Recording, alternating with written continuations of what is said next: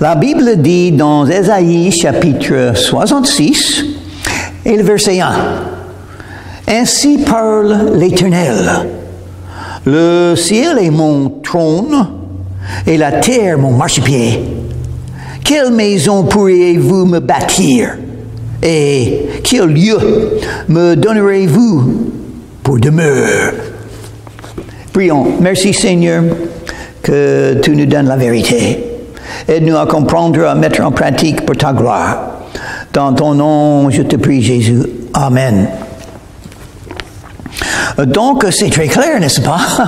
Nous savons déjà, Dieu est partout. On ne peut pas bâtir une maison, on dit que Dieu habite là-dedans. Même c'est un principe qu'il faut reconnaître. C'est très important. Dieu est partout. Il n'y a pas un lieu, un endroit dans le monde où on doit aller pour être plus près de Dieu. On peut être près de Dieu et de Jésus maintenant, juste où on se trouve.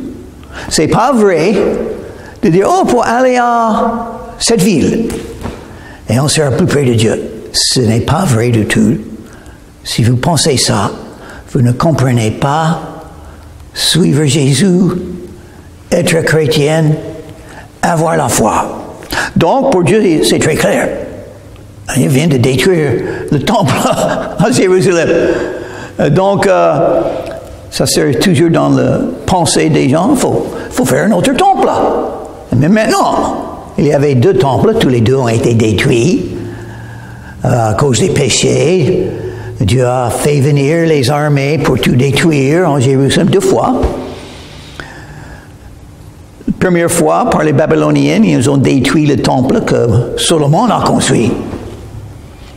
Et deuxièmement, l'armée des Romains, l'année 70, sont venus en Jérusalem, ils ont tout détruit, sauf une petite partie de la muraille qui entoure de l'endroit.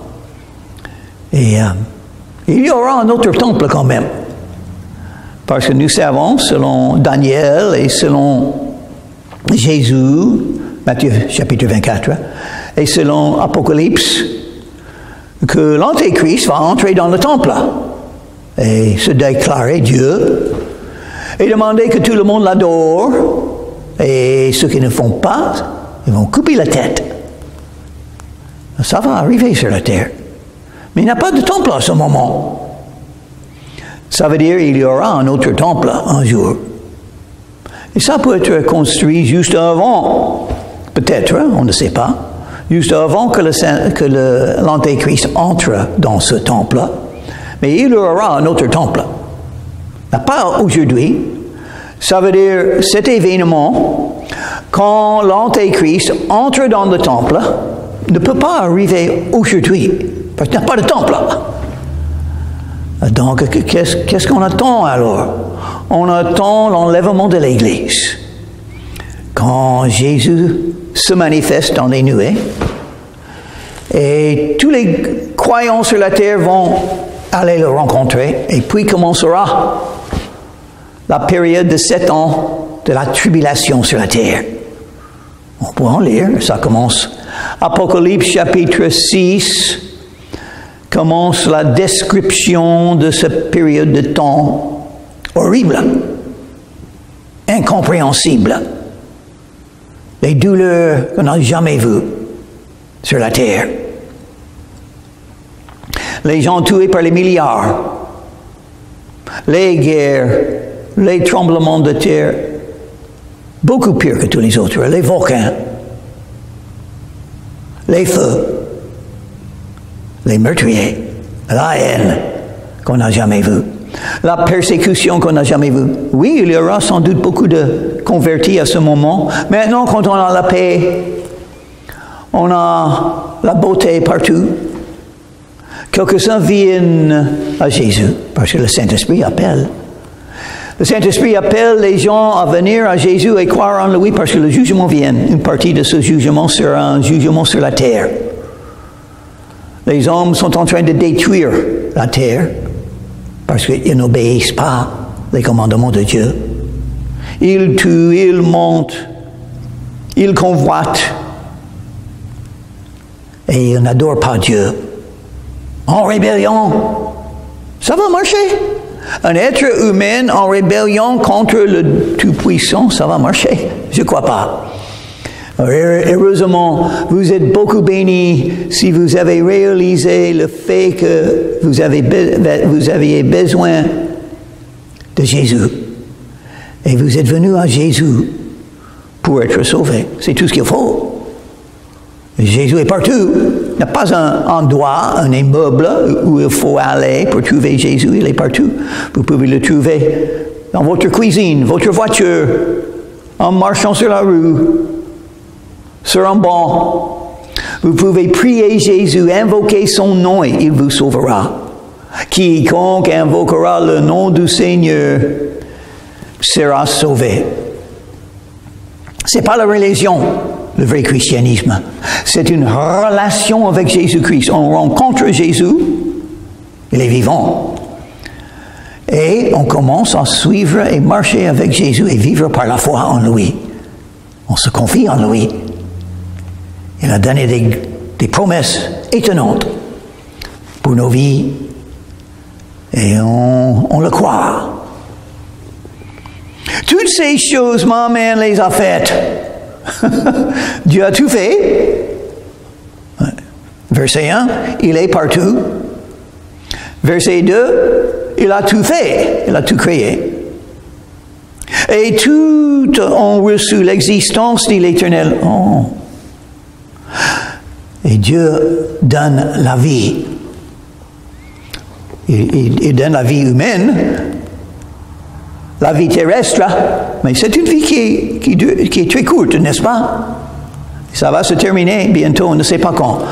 C'est une des raisons. Si vous avez quelque chose à faire, il faut le faire maintenant. Vous ne savez pas ce qui va arriver demain, même cet après-midi. Qu'est-ce qui va arriver? Quelques-uns vont mourir. J'ai lu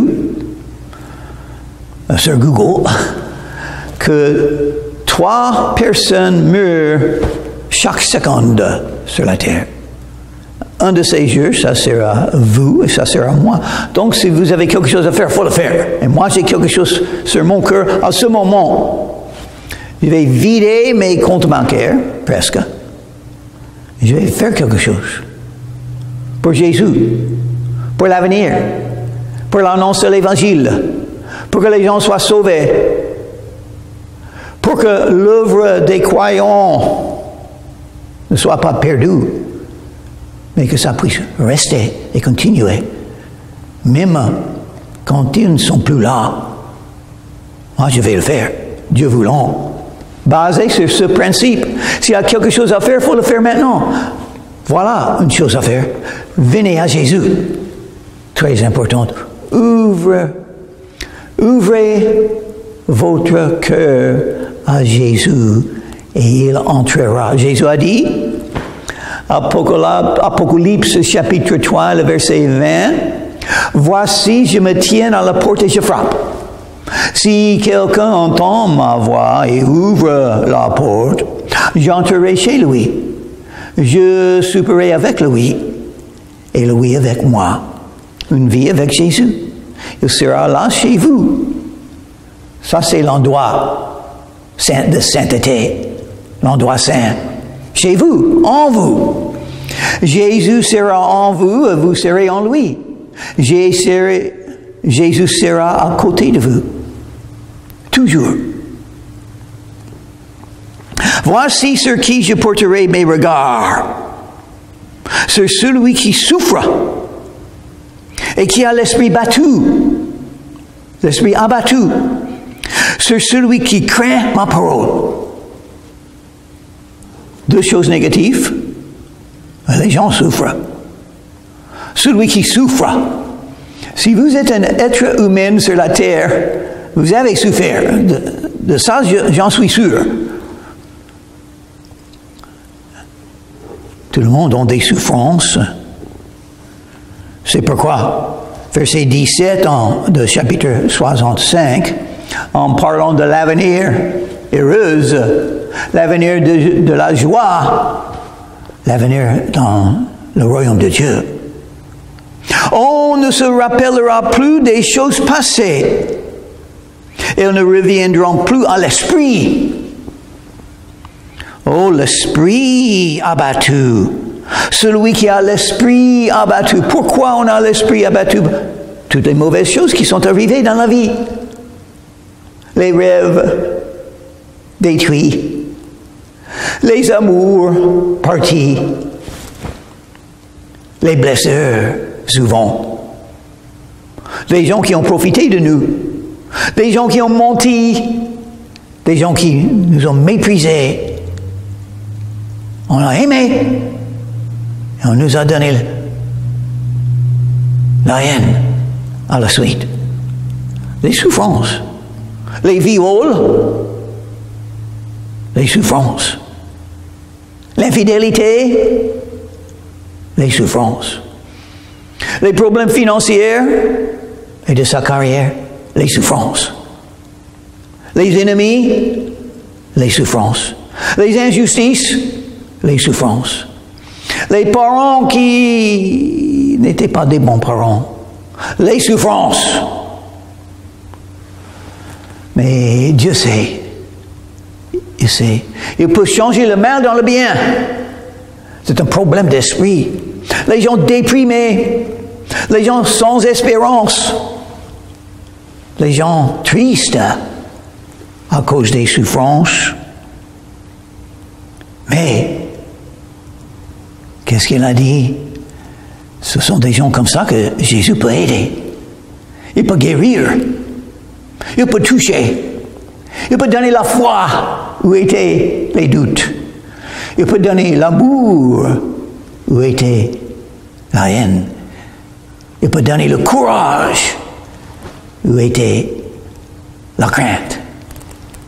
Il peut donner l'espérance dans l'avenir, dans le royaume de Dieu, où était rien du tout, sauf la vie présente avec toutes ses souffrances. C'est celui qui craint ma parole. Heureusement, nous avons la parole de Dieu. Dieu a parlé. Il nous a donné la vérité. Il dit, verset 1, ainsi parle l'Éternel. Il a parlé.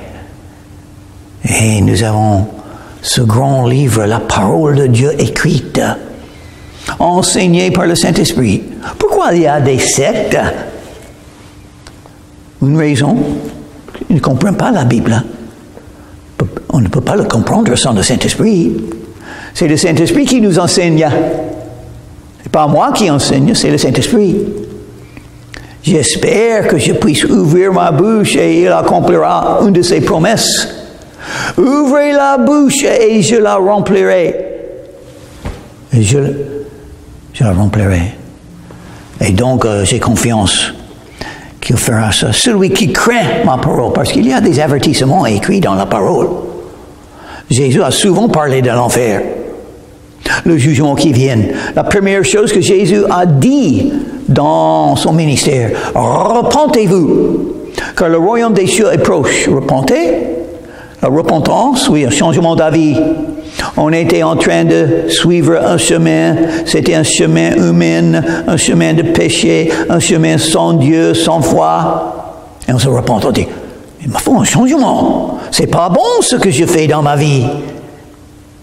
J'ai besoin de quelque chose. J'ai besoin de quelqu'un.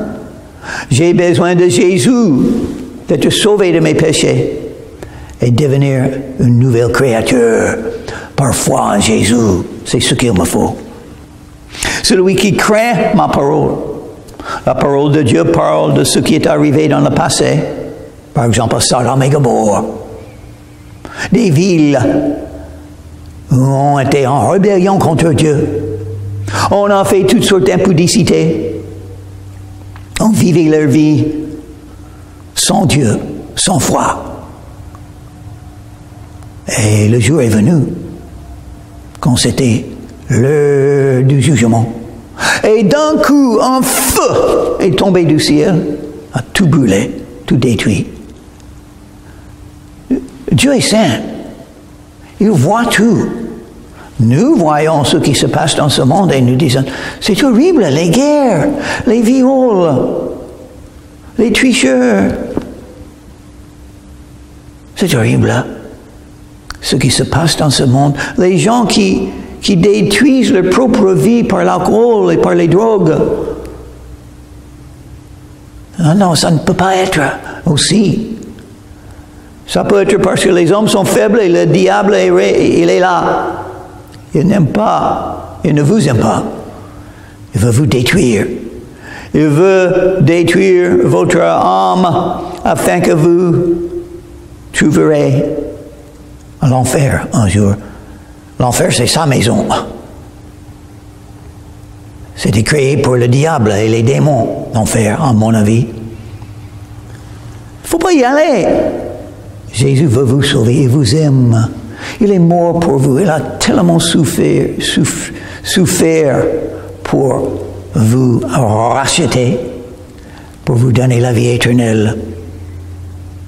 Verset 3, celui qui immole un bœuf est comme celui qui tuerait un homme. Celui qui sacrifie un agneau est comme celui qui romprait la nuque à un chien. Celui qui présente une offrande est comme celui qui répandrait du sang de porc. Celui qui brûle de l'encens est comme celui qui adorait des idoles. Tout cela se complaisent dans leur voix et leur âme trouve du plaisir dans leurs abominations. Il parlait de quoi, Jésus? Dieu, en verset 3. Il parlait de ce qui se passe dans la religion selon la loi de Moïse. Ce qui a été annoncé jusqu'à ce moment. Les cérémonies qui se passent dans la religion. Les cérémonies n'étaient pas mauvaises, mais les cérémonies ne sont pas assez. Qu'est-ce qui se trouve dans une vraie église? Une église, c'est un rassemblement de croyants. Ils se rassemblent pour quatre choses. Ce que je vois, plutôt quatre choses spirituelles, que je vois dans le Nouveau Testament. La prédication de la parole de Dieu. Il a déjà mentionné la parole de Dieu. Juste là, la parole. Quand j'ai reçu Jésus-Christ à l'âge de 19 ans, tout de suite après, j'avais un désir, un grand désir. Un grand désir de tout donner, de tout perdre, pour comprendre ce que j'ai fait. J'ai tout donné. Dieu sait. Et il m'a récompensé. Il m'a donné ce que je cherchais. La compréhension de la parole de Dieu. Oh, et mais il faut dire, j'ai toujours beaucoup à apprendre. Et je cherche. Quand j'entends les croyants, je vois les croyants. Aïe, aïe, aïe. Ils sont mieux que moi. Ils ont plus de foi, plus d'amour, les meilleurs dons. Alors, j'ai beaucoup à apprendre. Mais Dieu peut le faire. Il peut le faire. La parole de Dieu, l'enseignement de la parole de Dieu, c'est très important. Il nous a donné sa parole pour que nous puissions connaître la vérité. Pour que nous puissions être nourris par des choses spirituelles que notre esprit en a besoin tellement. Les promesses de Dieu. L'avenir qu'il a préparé. La vie de foi. Comment le vivre? Les enseignements de Jésus. Et comment le suivre? Les péchés quotidiens et comment être pardonné chaque jour, par foi en Jésus, par se confesser à Jésus chaque jour, afin qu'on puisse continuer à marcher en communion avec lui. La prédication de la parole de Dieu. Et la prière. On prie ensemble. Jésus a dit une promesse pour ceux qui prient ensemble, ceux qui sont d'accord dans leur prière. Il annonce une promesse qu'il exaucera les prières comme ça. Quand les croyants sont d'accord, il faut prier pour les autres. Une des armes spirituelles, prier pour les autres, la prière. On parle avec Dieu. C'est ça la prière. La prière, c'est parler avec Dieu, avec Jésus. Parce qu'on partage sa vie avec lui. Si on partage la vie avec quelqu'un, on parle.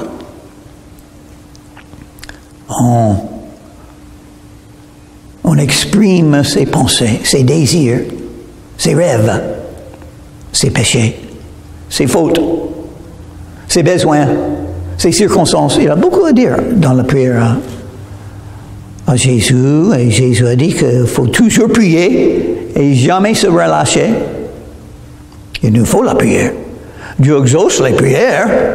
Il est tout puissant, il exauce les prières, donc il faut beaucoup prier. Il faut prier pour les dirigeants, il faut prier pour les non-croyants, afin qu'ils soient sauvés. Il faut prier pour les croyants, afin qu'ils puissent croître dans la foi. Et quand vous êtes là avec les autres croyants, vous allez mieux comprendre leur vie et leur situation. Et vous allez mieux prier pour eux. Et eux aussi vont prier pour vous. Et la communion fraternelle. Troisième chose. La communion fraternelle, c'est très important parce que nous sommes les frères et les sœurs en Christ. Nous sommes les membres de la famille de Dieu. Nous allons vivre ensemble éternellement dans le paradis. Et donc, nos réunions sont un petit commencement de cette vie. Et Dieu l'aime. Et nous avons besoin, parce que chaque croyant a le Saint-Esprit en eux, en elle ou en lui. Chaque croyant a les dons de l'Esprit et vous allez beaucoup bénéficier d'être là dans la présence de vos frères et vos sœurs. Parce que le Saint-Esprit va parler par eux. Quand vous parlez des choses de Dieu, quand eux, ils parlent de ce qu'ils ont appris de Dieu, vous allez apprendre ce qu'ils ont appris et vous allez bénéficier. Vous serez encouragés, vous serez aidés, vous serez plus forts grâce à vos frères et vos sœurs en Christ. Et la louange à Jésus. Louer Jésus. La louange, c'est très important. Parce que nous sommes commandés, ordonnés dans la Bible souvent. Réjouissez-vous, toujours. Et on peut faire ça quand on se ressemble. On a les chants, on a les louanges à Jésus. Et on oublie toutes les difficultés de la vie, toutes les circonstances. Et on loue le Seigneur pour qui il est, pour ce qu'il a fait pour nous, pour le fait qu'il a tellement souffert pour nous. On loue Jésus. Et pour ce qu'il va faire dans l'avenir. Il mérite beaucoup de louanges. Donc on peut faire les louanges quand on se ressemble. Voilà les 4 choses. Donc les cérémonies, je n'ai pas mentionné des cérémonies. Pourquoi? Elles ne sont pas importantes. Et moi, j'évite les cérémonies, tout ce qui est possible. Je préfère les 4 autres choses. Leur âme trouve du plaisir dans leurs abominations. Oh, c'est ce qu'ils aiment. Ça, c'est le problème. Ce qu'ils aiment. Vous pouvez faire toutes les cérémonies du monde. Et vous pouvez ajouter d'autres cérémonies et faire toutes ces cérémonies. Mais si vous n'aimez pas Jésus avant que toute autre chose, ça veut dire vous aimez d'autres choses plus que lui. Ça, c'est les abominations. C'est une abomination d'aimer quelque chose plus que Jésus. Quelque chose. Abomination. Il mérite notre adoration, notre louange, notre amour. Jésus, il le mérite. Mais aussi, verset 4, je me complairai dans leur infortune. Et je ferai venir sur eux ce qui cause leur effroi. Parce que Dieu fait toutes choses. Il châtie, il juge, il décide ce qui va arriver dans votre vie. Parce que j'ai appelé et qu'ils n'ont point répondu. Oh voilà. J'ai appelé et n'ont pas répondu. Un des derniers versets de la Bible, l'Apocalypse, le dernier chapitre d'Apocalypse, l'Esprit et l'épouse disent « Viens ». C'est l'appel de Dieu. L'Esprit de Dieu vous appelle à venir à Jésus. Jésus lui-même vous appelle à venir à lui. Et le Père. Venez à Jésus. Croirez en Jésus. Recevoir la vie éternelle. Je vous offre. Il est juge. Il est tout puissant. Il peut faire ce qu'il veut. Il peut vous détruire à ce moment. Il peut ôter votre vie. Et c'est lui qui va décider. Le jour que vous quittez la terre, il va décider. Il vous a donné la vie terrestre. Et il va décider le jour que vous allez quitter cette vie. Mais il veut vous donner la vie éternelle. Et il vous appelle avec douceur, avec amour. Il vous appelle de venir à son amour. Mais si vous rejetez, il ne sera pas content. Parce que Jésus est mort sur la croix de Calvaire pour vous. Vous allez rejeter ça. Avec patience, avec douceur, avec gentillesse. Jésus vous appelle. Parce que j'ai parlé et qu'ils n'ont point écouté. Par l'Esprit, par la parole de Dieu, par la prédication de la parole de Dieu. N'ont pas écouté. Mais ils ont fait ce qui est mal à mes yeux et ils ont choisi ce qui me déplaît. Voilà, ils ont choisi le choix. Croire en Jésus, c'est un choix. Dieu nous a donné le choix. Quel choix! Mon choix en ce qui concerne Jésus va décider mon avenir éternel. Le paradis ou l'enfer, c'est moi qui va choisir. Et heureusement, par la grâce de Dieu, quand il m'a appelé, je suis venu. Oh, qui sont ceux qui viennent? Ceux qui souffrent. Ils souffrent souvent à cause de leur propre péché. Ils souffrent parce qu'ils sont dans les ténèbres. Ils ont besoin de la lumière. Ils souffrent parce que les mensonges sont entrés dans leur tête. Ils ont besoin de la vérité. Ils souffrent. Ils souffrent parce qu'on récolte ce qu'on sème. Parce que le salaire du péché, c'est la mort. Ils souffrent. Mais Jésus est le champion de ceux qui pardonnent. Il s'est pardonné. Il s'est sauvé. Ils ont choisi ce qui me déplaît. Il faut choisir ce qui plaît à Dieu. C'est ça la chose qu'il faut demander. Qu'est-ce que Dieu veut? Qu'est-ce que Dieu veut que je fasse? Pas moi, pas ce que je veux. Moi, je sais ce que je veux souvent. C'est horrible. Ça peut faire beaucoup de mal, ce que je veux. Et même je ne connais pas l'avenir. Si je reçois ce que je veux, mon avenir sera mauvais. Pas bon. Pas ce que j'aimerais bien avoir. Qu'est-ce qui plaît à Dieu?